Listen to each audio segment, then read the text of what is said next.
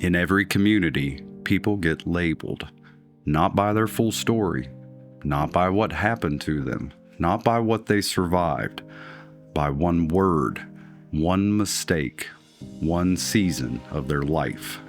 Stigma is labels and words, and they're negative, right? So like junkie, lowlife, worthless, and all of that puts us in a position where we don't feel like we're worthy enough to have success, and we don't feel that we're able enough to have success. One of the hardest things to do is ask for help. And if you got people telling you that you're not worth it or that you're a low-life junkie, you know, those things hurt. And when shame gets louder than hope, people stop asking for help. 10% of all Americans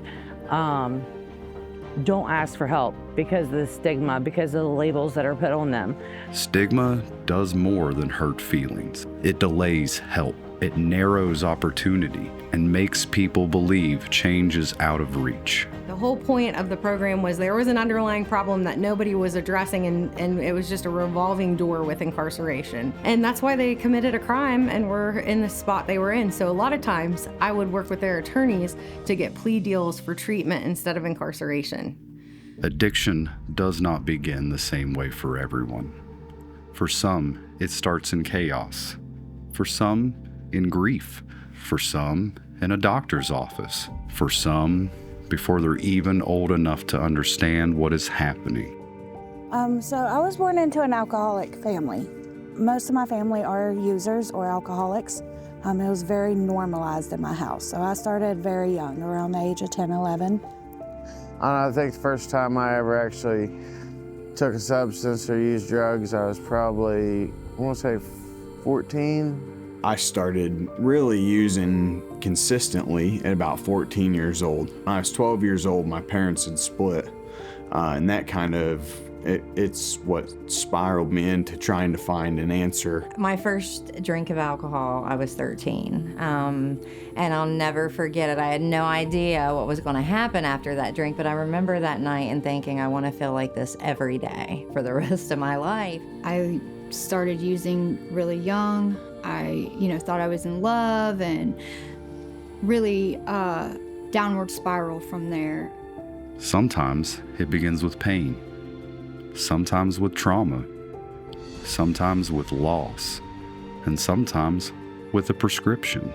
When I was 13, I was in a four-wheeler wreck where I broke the tibia and fibula in my leg and was prescribed pain pills for close to 2 years. My addiction didn't start until I was 40 years old. A lady ran a stop sign and I T-boned her and I broke my back in that car accident. And then for the next 17 years, I went to the same doctor and got an ever-increasing amount of opiates and muscle relaxers from this doctor.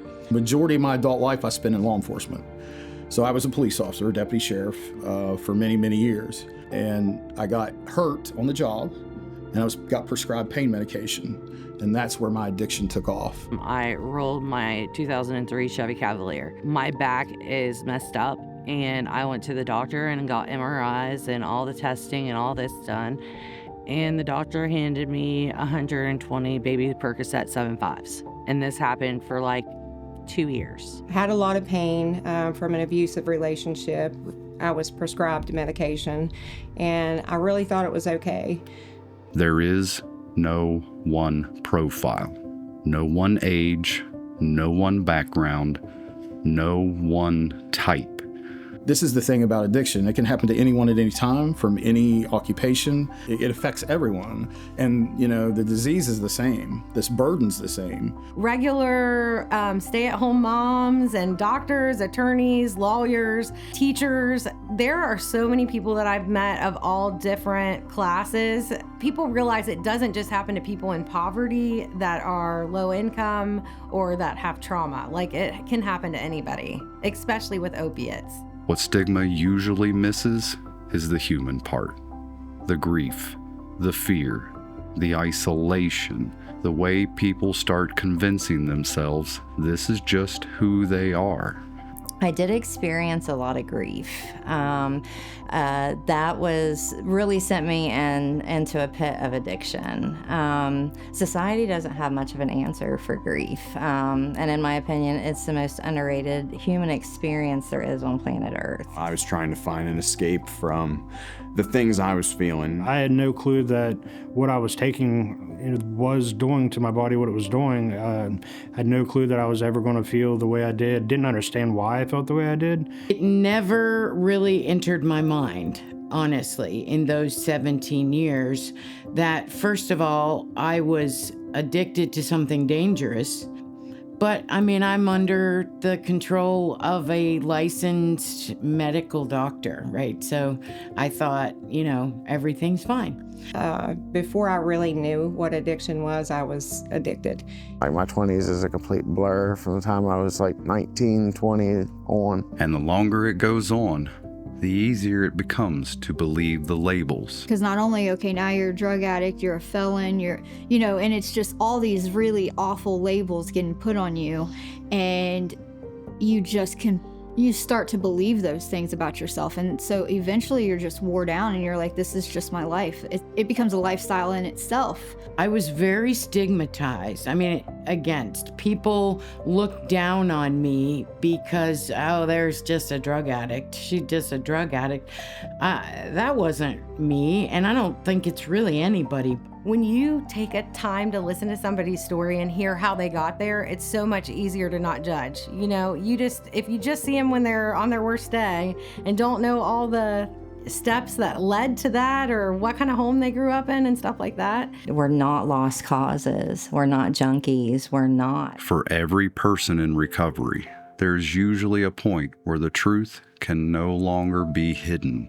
A moment when the damage becomes impossible to explain away. And I was a IV user, and I overdosed in front of my 3 children. Until one day the cops kicked in my door, the SWAT team, and looking over while I was in handcuffs, laying on the floor, where both my daughters were there and my sister was there holding my youngest, and there's the fear in their eyes of everything that was the chaos that was going on around them. And I decided that the best thing for them was to go to my mom's house. So I took them to my mom's house and dropped them off and told her I couldn't do it. And thank God for my mom. She absolutely took care of my children. For the next 6 years, it was chaos. My husband got killed. My son was 11. And when he got killed, my addiction really went downhill. I started using everything and anything. 13 assault and batteries on a police officer, 2 on government officials, which I guess was paramedics, and I end up pretty much coming to and wondering what the fuck I done in North Central Regional Jail. I didn't know how to stop it, and I had made a decision that it's the way I was going to die, really. And I'd accepted that would be what was going to do it for me. I was sitting in jail again. I'm in my mid-30s. And I'm like, why do I keep doing this to me? I ran out of options. Sitting in jail, it was getting in trouble and then thinking, what am I doing with my life? I'm almost 40 years old and here I sat with a horrible drug addiction. I literally got down on my knees crying, telling this man, please don't do this to me. What is happening here? These are the moments people are usually judged for, but they are also often the moments when help matters most. And these laws and punishments that we've had are thousands of years old, and we just punish instead of treat the issue. There wasn't one answer. There wasn't one path. For some, it was treatment. For some, it was honesty. For some, it was finally being seen. For some, it was one person refusing to give up on them. She told me that I was her starfish. And then she told me this story about how this little boy went up and down a beach throwing starfish into the ocean after a storm, and an old man asked him why he was doing that. He couldn't save them all. And the little boy said, as long as I save one, that's all that matters. And She was like, "You're my starfish." Somewhere in that process, they loved me enough where I felt worthy. And then I started loving myself. I'm in a meeting, and one of the brothers that I was in the meeting with, his mom came from Florida, where she spoke about how many nights that she laid, sleepless, prancing back and forth, wondering if he's okay. She said that when she finally felt a weight lifted off her shoulders is when she broke down crying one night and prayed to God that if he can't make it out of addiction, then please just take him with you so that he's at peace and he's at rest. And when she said that, it showed me what I was doing to my mom. At that point, I told myself that I needed to do this for my daughters because I realized what I was doing to them and needed to stay sober for my mom. I sat down with my sponsor. He's like, "That's great and all, and you can use that as, a backboard of reasoning for getting sober, but you need to do this for yourself." Judge Sweeney gave me a chance. He's, go to rehab. And I did, and I put as much force behind treatment and rehab and getting better as I could. In that moment, I got honest. In that moment, I decided to tell the truth. Brenda was the house manager at the fellowship home, and she sat on drug court treatment team. And she said, "Sarah, orange is not your color, and you look miserable. I have a bed if you want it." It took me to being forced or court ordered to Recovery Point, and I was there for 15 and a half months. Long-term inpatient to really, and still, I bucked it a little bit here and there until I started really seeing the things that I wanted, right? That freedom that it brings. Some of the folks that I've worked with, that were forced to go to treatment ended up, being the biggest turnarounds that I've ever seen. When I got into recovery, I met some of the most amazing people. People poured love into parts of me that I didn't even know were thirsty. It's very easy for people to drag us down, or it's very easy for people to lift us up. Recovery is not a straight line, but it changes what becomes possible. Sometimes I will send like a card out that says congratulations or something like that, just something little, or just take time out of my day to take a few minutes to, send them something that's personalized that shows that I see what they're doing. And just those little things spark so much. I don't know what it sparks, but it works. Recovery is not just the absence of drugs. It is rebuilding identity, responsibility, trust, purpose, connection. Sobriety is the abstinence of drugs, alcohol, mind-altering substances, but recovery is where the change comes in, the change in our thought processes, our behaviors, what we do on a daily basis, the people we hang out with, which is super important, a support network. So the piece to that puzzle was helping others. And I found this job at the hospital, and it showed me my passion and purpose, right? Helping others. That was Chuck's piece to the puzzle to keep going, right? So every day I get up, right? So maybe I can help one person, if that's all it is. I decided to work in treatment and found my passion. I love helping other women.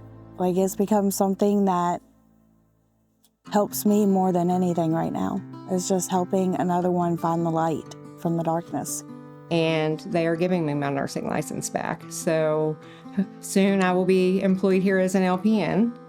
My wife and I actually just purchased our first house in January of this year. I just got engaged, and we're already planning the wedding, already booked the venue, already booked the honeymoon.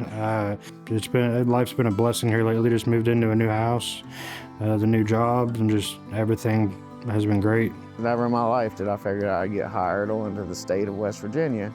Within 3 months, I had a job in Pleasant County, the state of West Virginia. The hardest thing that we can ever do is change our character defects. These folks identified that they have an issue. They put in the work. They got drug tested. They got publicly shamed and humiliated by getting a criminal charge in some cases. Wouldn't you rather have somebody that's put in all that work, worked on themselves, got their mental health under control, fix their character defects? Because I feel like that's the bravest thing that you can do is change yourself. Everybody knows that change is hard. Coming up on 5 years sober with complete abstinence, and working at Harmony Ridge and giving back to people. I'm not just a recovering addict. I'm a mother, I'm a business person, I'm a creator, I'm a musician, I'm a nice person. It's about helping others, right? Changing, making a difference. The opposite of stigma is not pity. It is understanding. It is truth. It is accountability without shame. It is making help easier to reach. And it is remembering that no person should be reduced to the worst chapter of their life. Seeing that you can recover and people do recover, it's not the end of the story. We're successful. We go on to live amazing lives. We're mothers and fathers, brothers and sisters, great employees, sponsors. You know, we just needed the help to get out of that pit. I believe that the stigma should be erased, not just reduced, but erased. Drugs don't discriminate. The only way that we'll ever turn this around is to recover as a community. The more personal stories people hear, the more they can realize it doesn't discriminate. It can be anybody, and we have to change language and people first language. We want it to make it where we're not ashamed. When we replace labels with understanding, people ask for help sooner, families get a better chance, communities get stronger, and recovery becomes something more people can believe in. Parkersburg First Stigma Reduction Foundation. Breaking barriers, building bridges.